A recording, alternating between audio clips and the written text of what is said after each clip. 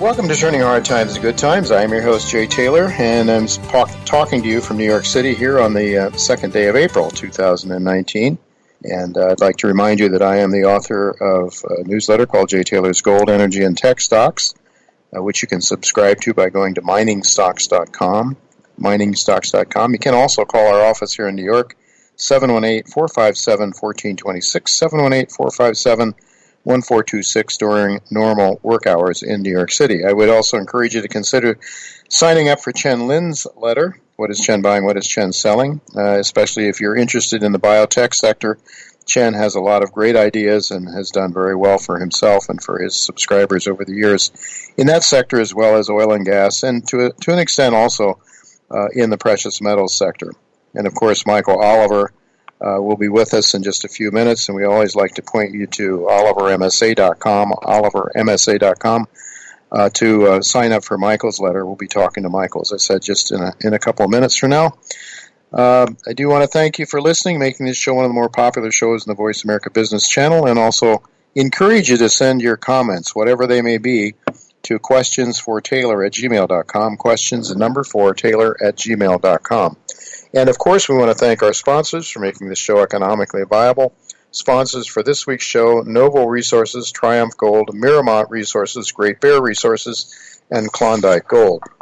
I've titled today's show, with QT ending, What Now for Gold? John Rubino, John Anderson, and as I said, Michael Oliver are our guests today. Jay Powell's pivot from quantitative tightening gave Wall Street crybabies the candy they screamed for as equities peered over the abyss in late 2018. China added massive stimulus as well. So at least for the moment, disaster has been averted for Jim Cramer and the other crybabies. But pathology of the global financial system has taken perhaps its first final step toward total financial annihilation, because it's obvious now that central banks will never be able to allow debt markets to return to their equilibrium levels, at least not until there is a total reset of the existing system. Capitalism without price discovery of capital cannot last for long, stands to reason. And that is the main reason why our existing bastardized financial system, which is more akin to monetary fascism, I would argue, is on its last leg. At least that's the way I see it, and a lot of other people that appear on this show, I think, are in agreement with that. We will discuss with John Rubino those financial dynamics and how they urgently necessitate the exchange of fiat money for gold now, very soon, if not immediately, before your fiat money becomes worthless. Now, of course, there's lots of people who think the dollar will last forever. There's no reason to doubt that. And, we'll get Michael Oliver's ideas about that in just a second. After the first commercial break, John Anderson will update us on Triumph Gold's emerging world-class gold-copper project in the Yukon. But now, as I say, we do have Michael with us. Thanks for joining me again, Michael. Hi, Jay. Good to be back. Always good to have you with me, because you always, let's say for those of us who are nervous Nellies in the gold sector, your hand-holding is helpful. So we want to talk about gold, but actually, let's start with gold, because you put out something very interesting a few hours ago. Gold, a temporary strategy if you're panicked. Could you possibly pass along what your thoughts are and what words of comfort you might have for those of us gold bugs that are a little bit nervous, because we're just seeing gold meander around going nowhere? Right. Well, that's what's happened since basically the December high, which was just above 1,300. First off, we at MSA, Momentum Structural Analysis, we do look at price, and we see all the things that the price chart reports see. And right now, they, of course, see a short-term basis over the last 3 months, a head and shoulder topping pattern. Right. One of their favorite orthodox patterns. It's been around for a long time. Edwards and McGee invented it and defined it and so forth. And sometimes it's valid, sometimes it's not. Momentum right now doesn't agree with that potential topping pattern. Price looks like it's going to knock you for a loop and take you into the low 1200s. That's always possible. Maybe we're wrong this time. But when we look at momentum action, weekly momentum action, which is to say fairly short term, over the last several months, we see something totally different in momentum than we see on that chart. We see a process that looks like it's aged on the downside. It's had 3 waves of selling pressure, and you can even see those on the price chart. Mm-hmm. But in the price chart, what it's been has been sideways action, really, oscillating above and below that December high trade, which is late December was 1,300. So you've been up to 1,340, you've been down to 1,275, so you've been swinging above and below that level. Today we're 1,292 or so on the cash market. And so you're slightly below the December high, but it's been basically a sideways price action. Momentum, meanwhile, well, that's gone on. It's price going sideways. Momentum has been trending down, but developing a structure such that if you plot the momentum chart, you could draw a trend line down through the action of the past 3 months that says you're ripe for an upturn. And it won't take anything but something on the order of 1310 or a little higher in the next week or so on a weekly close to turn it back up. And as far as we're concerned, when we look at momentum and we see a potential for the turn that looks highly likely, and the price chart looks scary. So, we have to take that into account. But usually when they're in sync, you can believe the price chart. Right now the price chart looks negative, potentially. Momentum says, nope, I'm about through with the downside corrective process. So that's what we think. But anyway, we sent out a recommendation that if you're scared, basically you could put puts on underneath your gold market if you hold a gold position, or you can sell calls, whatever your choice may be. And your risk is really only about 1%, the cost of that risk control. Because if we go up about 1% or more from where we are right now, you can take it off, because this is over. We're going back up. So our positive shift number that gets this intermediate action back to the upside is not far above us, 1% or more above where the current market is. So the risk of putting on a hedge is pretty small. You're not going to really miss much by doing it. We don't suggest that, but if you're nervous, you can do it, because it's not a costly expedition to put on some risk control. Right. We don't think it's necessary, but that'll be very interesting to put that in measurement against the S&P, which has, of course, been trekking upward, whereas gold's been trekking downward over the last couple months in a regular process. S&P has been at a slower pace than January, has been trekking upward. And we've now got a pattern on the S&P that is somewhat the reverse of what the gold is. So it's going to be interesting the next few days, I think, to see some of the resolution of these actions, probably contrary to one another. Yeah, it's, there's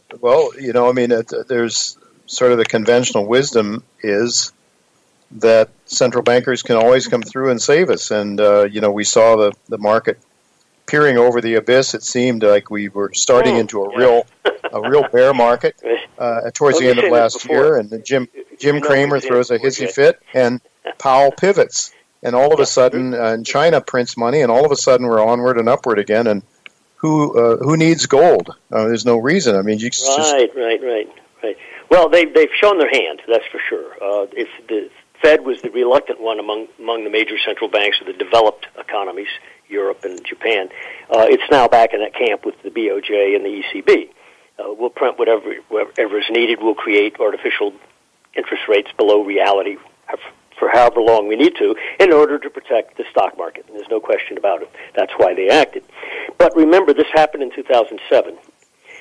When Cramer came up with the "they know nothing" slogan, meaning the Fed had been raising rates gradually in 2006 or so, and the market dove in 2007 from a spring high, 1560 area, I think, on the S&P, down to a 1370 in August. A good drop.